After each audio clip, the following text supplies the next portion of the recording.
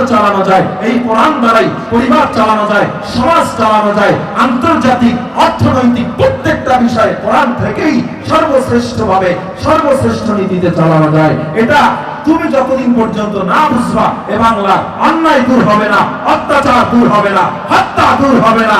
শুধুমাত্র 16 বছরে দোষ দিলে হবে না। আমি বলি 53 বছরে আজ পর্যন্ত বাংলার মানুষ পরিপূর্ণ স্বাধীনতা পায় না। 1450 বছর হয়ে গেল আজ পর্যন্ত নবীজির সিরাত নবীজির সূরত লিখতে লিখতে লেখকের কলমের কালি শেষ হয়ে গেছে। নবীর জীবনী লিখতে লিখতে লিখতে লিখতে আবৃত্তিকারের আবৃত্তি উপস্থাপনা শেষ হয়ে গেছে। কবির ভাষা শেষ, জীবন শেষ হয়ে গেছে। এখনো আমার নবীর জীবনী, আমার নবীর জীবন বৃত্তান্ত লেখা শেষ করতে পারে নাই। এ মুসলমান, গোটা বিশ্বে বেঈমানরা কোরআন দেখে দেখে মুসলমান হয়ে যায়, আর মুসলমানের ঘরে জন্ম নিয়া মুসলমান কোরআন পারে না, সন্তানরেও কোরআন পড়ায় না। ঠিক কিনা? চেষ্টা নয়তো কারো বাপের বিটা করবে মন চাহিলেই যখন যেটা।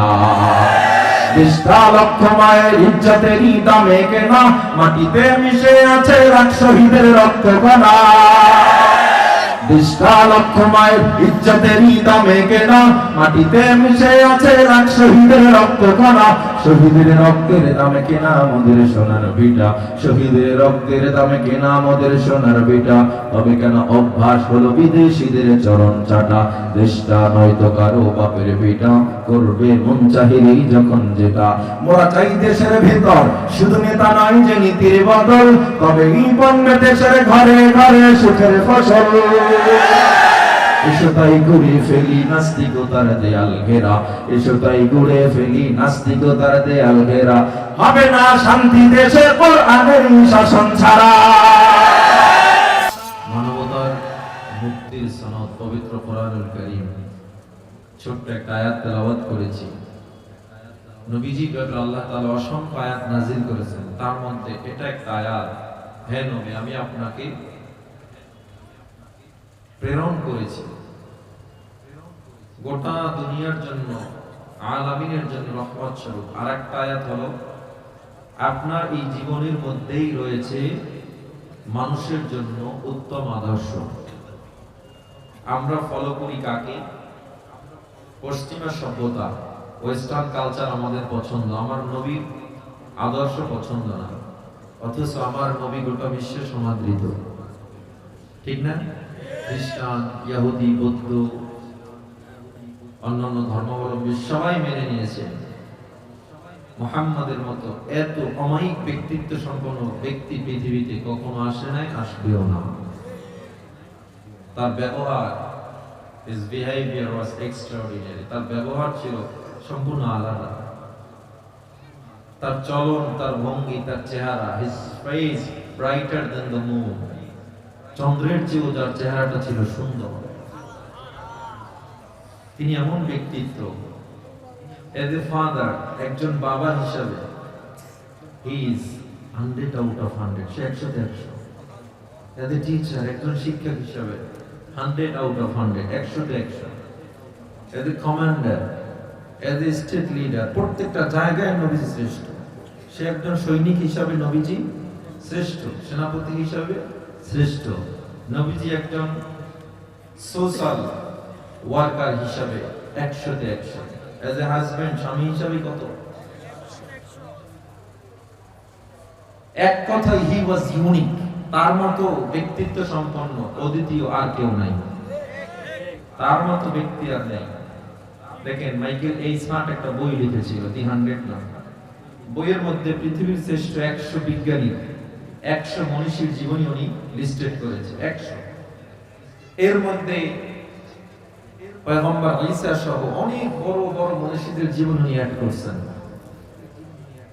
ওনার কাছে 67 নম্বরে নবীজির জীবনীটা হাতে পড়েছে। কত নম্বরে? 67 নম্বর হাতে পড়লো। মাইকেল ইসাক আমার নবীর জীবনী এবার যখন পড়া শুরু করছে, এতদিন যেই নবীর জীবনী পড়ে নাই, যত মনীষীদের জীবনী পড়েছিল আজ আমার নবীর জীবনী যখন পড়া শুরু হয়, মাইকেল এইসাটের চোখ বেয়ে বেয়ে পানি পড়া শুরু হয়ে যায়। মাইকেল এইসাট যত সামনে আগায় নবীর জীবনের পৃষ্ঠা উল্টায় দেখে, যত মনীষী আমি দেখলাম মুহাম্মাদের মতো এত পারফেক্ট এত সুন্দর জীবনী কারো মধ্যে পাওয়া যায় নাই। খ্রিস্টান লেখক হইয়া মাইকেল এইসাট নবীর জীবনী এক নম্বরে ঢুকা দেয়। এমন এক নবী আমরা পাইলাম, এমন এক মায়ার নবী আমরা পাইলাম, যেই নবীর চেহারার দিকে তাকাইলে পেটের ক্ষুধা নিবারণ হয়ে যায়। আমার নবীর এত দাম গোটা বিশ্বে। 1450 বছর হয়ে গেল আজও পর্যন্ত নবীজির সিরাত নবীজির সূরত লিখতে লিখতে লেখকের কলমের কালি শেষ হয়ে গেছে। নবীর জীবনী লিখতে লিখতে লিখতে লিখতে আবৃত্তিকারের আবৃত্তি উপস্থাপনা শেষ হয়ে গেছে। কবির ভাষা শেষ, জীবন শেষ হয়ে গেছে। এখনো আমার নবীর জীবনী, আমার নবীর জীবন বৃত্তান্ত লেখা শেষ করতে পারে নাই। কারণ আমার নবী এমন নবী, যেই নবী সাইয়্যিদুল মুরসালিন খাতামুন নবিয়্যিন, ঠিক কিনা? আমার নবী ইমামুল আম্বিয়া, আমার নবী ইমামুল মুরসালিন। আমার নবীর মতো এত অদ্বিতীয় ব্যক্তিত্ব, দ্বিতীয় ব্যক্তিত্ব পৃথিবীতে আসে নাই। যে কারণে আমার আল্লাহ জানায় দেয়, হে নবী, আপনার জীবনের মধ্যে রয়েছে উম্মতের জন্য উত্তম আদর্শ। আমরা আজ নবীর আদর্শ মানতে চাই না, নবীর আদর্শ আমার ভালো লাগে না। আমার কাছে আজ নবীর আদর্শ ভালো লাগে না। আমার কাছে নায়ক নায়িকা মডেল ভালো লাগে, আমার আদর্শ নায়ক নায়িকা খেলোয়াড় বানায় রাখছে। একটা খেলোয়াড়ের জন্য জীবন দিয়ে দেয়, চুল কাটে, খেলোয়াড় যেমনি চুল কাটছে। খেলোয়াড় যেই পোশাক পরেছে, আমার মুসলমান যুবক সেইভাবে পোশাক পরে। অথচ খেলোয়াড়ের জন্য যে পরিমাণ চিল্লাইছো, এর অর্ধেক যদি আমার নবীর জন্য মুহাব্বত থাকতো, আমার মনে হয় কোন যুবক দাড়িবিহীন থাকতে পারতো না। এজন্য আমার আল্লাহ তাআলা জানায় দেয়, ওয়ামা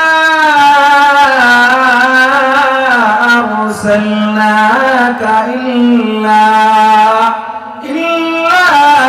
রাহমাতাল লিল আলামিন।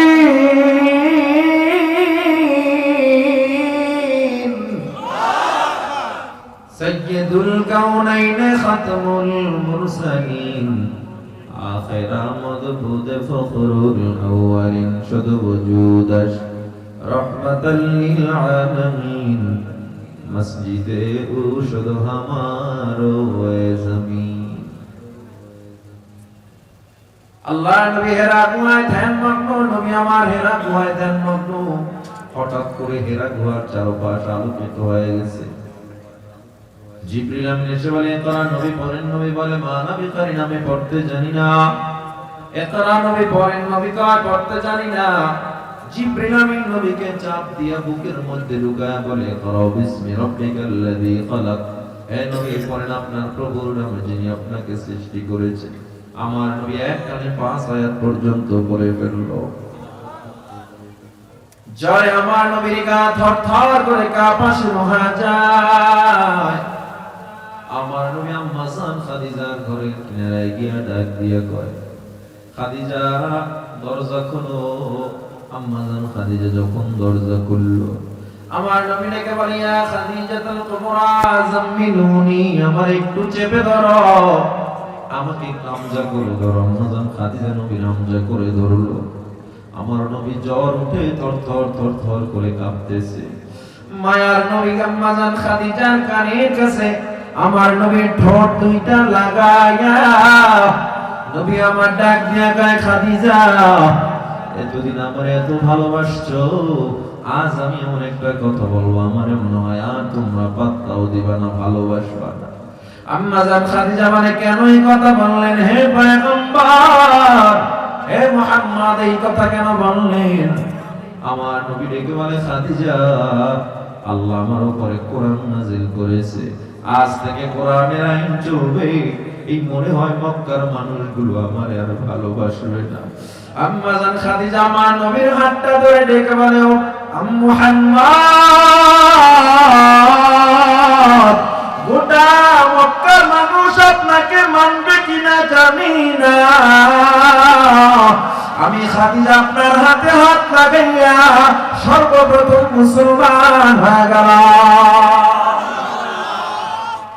আমার মায়ার নবী ফজরের নামাজের পর দিনের দাওয়াতের জন্য নেমে গেলেন। যে আবু জাহেল আমার নবীর ছাড়া কিছু বুঝতো না, যে উতবা সাহেবা নবীর ছাড়া কিছু বুঝতো না, নবীজি যখন কোরআনের দাওয়াত নিয়ে গোটা মক্কার জমিনে দাওয়াত শোনা দেয়, ওই আবু জাহেল নবী সিজদায় নবী উটের পচা নারী করে নবীর চেহারার উপরে চেপে ধরছে। আমার নবী বদদুয়া করেন না,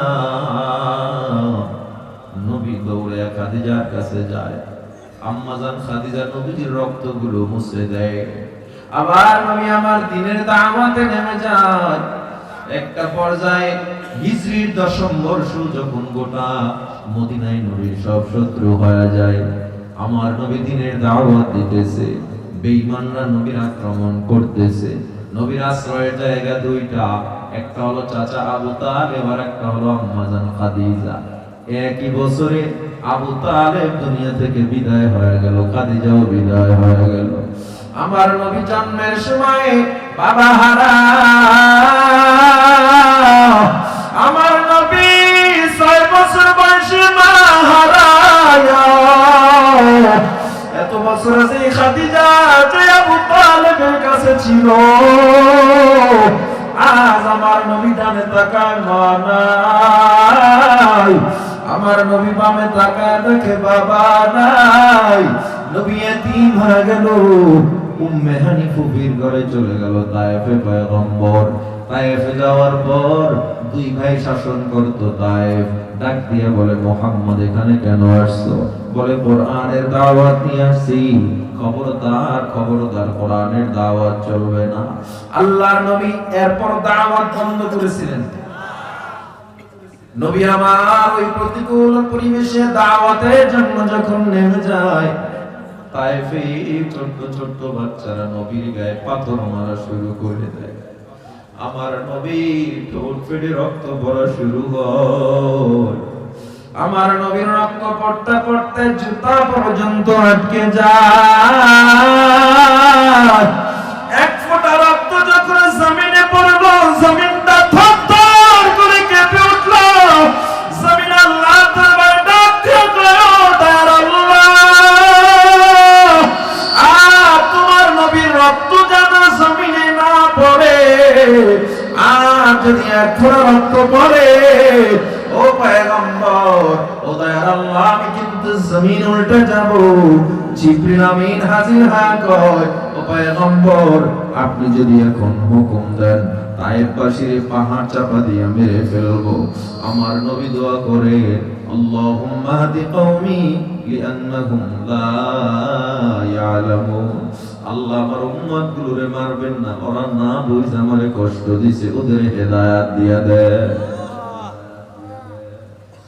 ও পয়গম্বর, আপনি অর্ডার দেন। আমার নবী কয়, না, আমি সবাই মাফ করে দিলাম। সুবহানাল্লাহ।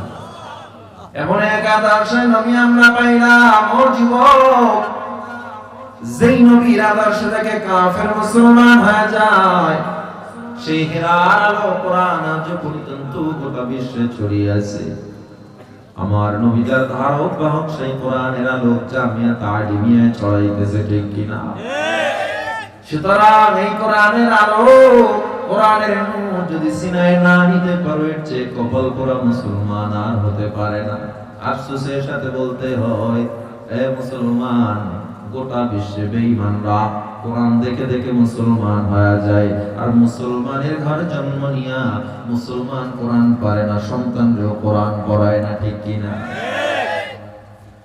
কয় সন্তান কই পড়ে, কয় মাদ্রাসায়, কয় কিনা মাদ্রাসায় পড়ে কোনো লাভ নাই, কোরআন শিখবে মাথা ডুলায় ডুলায় আরবি পড়বে আর কিছু জানবে না। এ মুসলমান, আমারে জবাব দেন, ও ঢাকার মুসলমান, কোরআন কি শুধু আরবি পড়ার নাম নাকি সব ইলম কোরআনে আছে? তাইলে যে বলতেছে কোরআনের অপমান করে কথা বলছে, ঠিক না? এক একজনের সায়েন্স নিয়ে পড়ালেখা করে কত গর্ব, আমি বড় বিজ্ঞান, আমি বড় ডক্টর, আমি বড় ডাক্তার, আমি বড় ইঞ্জিনিয়ার। অথচ যেই বই পড়ে পড়ে তারা বড় বড় সায়েন্টিস্ট হয়েছে, ওই বইগুলোর যে লেখক এরা কোরআনের সাহায্য ছাড়া বই লিখতে পারে নাই। সুবহানাল্লাহ। ঋগ্বেদ, গীতা, বাইবেল, রামায়ণ, তাওরাত, জবুর, ইনজিল, কোরআন শ্রেষ্ঠ কোনটা? The Quran based book in the world, এই কথা আমার না গোটা বেঈমানরা মেনে নিয়েছে, ঠিক কি না? মানছে কি মানে নাই? সব ইহুদি খ্রিস্টানরা বলে কোরআনের চেয়ে শ্রেষ্ঠ গ্রন্থ। কসমোলজি বিদ্যা আছে না নাই? অ্যাস্ট্রোলজি, বায়োলজি, জিওলজি, ফিজিক্সের জ্ঞান, পদার্থ বিজ্ঞান, মহাকাশ বিজ্ঞান, এমনকি তারকার চ্যানেলগুলো পর্যন্ত কোরআনে আল্লাহ দিয়ে দিয়েছে। Proxima centauri, alpha centauri, andromeda গ্রহ, ওই গ্যালাক্সির কথা কোরআনে আছে, ওই স্পেস স্টেশনের কথা কোরআনে আছে। এমনকি ব্ল্যাক হোল, আল্লাহ একটা গর্ত বানাইছে আসমানে, সূরা ওয়াকিয়ায়, ফালা উকসিমু বিমাওয়াকি'ন নুজুম, ওই জায়গা শপথ যেখানে গিয়ে তারকা পতিত হয়। ওই ব্ল্যাক হোলের বিজ্ঞান আবিষ্কার করছে 150 বছর আগে, আল্লাহ কোরআনে আরো 1400 বছর আগে আবিষ্কার করে রেখে দিয়েছেন। এই কোরআনে আমরা মৌলবীরা পড়ি, বুঝেননি? বিজ্ঞান যা 200 বছরের মধ্যে আবিষ্কার করছে, কোরআন সেটা 1500 বছর আগে আবিষ্কার করে রেখে দিয়েছে। বিজ্ঞান বলে চাঁদের নিজের কোনো আলো নাই, সূর্যের থেকে আলো সংগ্রহ করে করে গোটা পৃথিবীতে চাঁদ রাত্রে আলো দেয়। বিজ্ঞান মাত্র 200 বছর আগে বলেছে এই কথা। আর আমার আল্লাহ সূরা ফুরকানের 61 নম্বর আয়াতে 1500 বছর আগে বলে রাখছে। সুবহানাল্লাহ বলবেন না? বিজ্ঞান কয় সূর্যের কক্ষপথ আলাদা, চন্দ্রের কক্ষপথ আলাদা। চন্দ্র সূর্যের কক্ষপথ বিজ্ঞান আবিষ্কার করছে 150 বছর আগে। আর আমার আল্লাহ সূরা আম্বিয়ার 33 নম্বর আয়াতে 1500 বছর আগে বলে দিয়েছে। বিজ্ঞান পিঁপড়াবিদ্যা আবিষ্কার করেছে। পিঁপড়াবিদ্যা কাকে বলে? পিঁপড়ারা বাজার সদাই করে, এদের মৃতদেহ এরা কবর দেয়, এরা মারামারি করলে আবার সালিশ ব্যবস্থা আছে। পিঁপড়ার মধ্যে প্রধানমন্ত্রী কামরা ভিন্ন, রাষ্ট্রপতি কামরা ভিন্ন। পিঁপড়াদের মধ্যে আবার খাদ্যমন্ত্রী আছে, সড়ক যোগাযোগ পরিবহন মন্ত্রী আছে। তারা আবার ব্রিজ বানায় দেয়, ছোট ছোট নালা বাজলে এরা ওই ব্রিজ পারায় না, আগে লোক পারাইবে, দেখবে ঠিক আছে কিনা, দাঁড়ায় থাকে। আর আমাদের দেশের মন্ত্রীরা ব্রিজ বানায় বাঁশ দিয়ে, পর পলায় যায়, ঠিক নেই? ঠিক আপনার রাস্তায় কইলো ঠিক, জোরে কইলো ঠিক, জোরে কোন ঠিক না বেঠি? রাষ্ট্র সুন্দর করতে চান, চোরের রাতে দেশ দিয়ে রাষ্ট্র সুন্দর করতে চান। আমরা নিরীহ হুজুর, আমরা কি করছি? কিছু তোমরাই তো করছো, ভোটটা দিয়ে তো চোররে তুমিই নেতৃত্ব দিছো, ঠিক কিনা জোরে বলেন? এই বাংলায় শান্তি হবে না, এই বাংলায় দুর্নীতি যাবে না, এই বাংলায় অন্যায় বন্ধ হবে না, এই বাংলায় দুর্নীতি বন্ধ হবে না, রাস্তার টাকা টেন্ডারবাজি করে বিদেশে যাওয়া বন্ধ হবে না। বন্ধ হবে কখন? ইসলাম ক্ষমতায় যাবে যখন।